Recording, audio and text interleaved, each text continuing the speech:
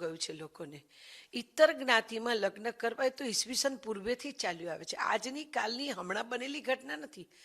તમારી દીકરી કોઈ વિધર્મી સાથે પરણે તો તમે જિહાદ જગાવો, તો તમે ઝંડા લઈને જાઓ, મારો છોકરાને અને તમારી દીકરીને પાછી લઈ આવો. ત્યાં તો તમારી તાકાત નથી, ત્યાં તો તમે કંઈ કરતા નથી. ત્યાં તમે સરકારના બારણે ખખડાવો છો. મારી દીકરીને વિધર્મી લઈ ગયો, ભગાડી ગયો, ફસાવી દીધી, આ તે. અરે બ્રાહ્મણ વાણિયા આપણા હિન્દુ સનાતની એક જ કોમ છે જેનું નામ છે સનાતની.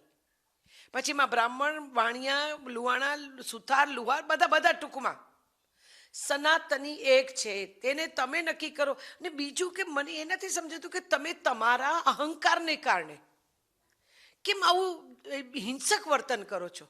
દીકરી એની ઈચ્છાથી મેચ્યોર છે, નાબાલિક નથી, પરણે છે પોતાના મનપસંદ વ્યક્તિ સાથે.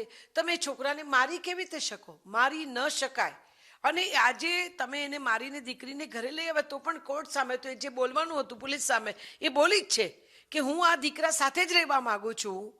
તો તમે એને કંઈ નથી કરી શકવાના. ઉલટાનું તમારું સમાજ અને સોસાયટીમાં લોકોમાં તમારા માટે થૂથું થશે, તમારું ખરાબ દેખાશે.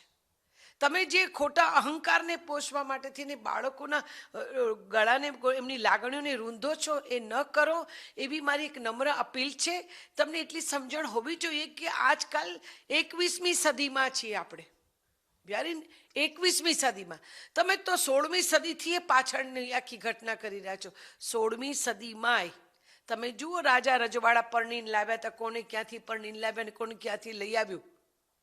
ત્યાં ક્યાં ગઈ? આ એ જ સંસ્કૃતિ છે જે સંસ્કૃતિ આપણા પૂર્વજો જેમાં જીવી ગયા અને આપણે અત્યારે જીવી રહ્યા છે.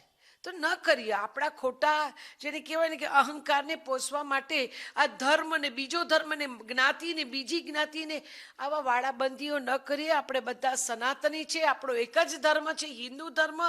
આપણી હિન્દુની દીકરી હિન્દુમાં જાય તો એ ખરાબ ખોટું પાપ નથી.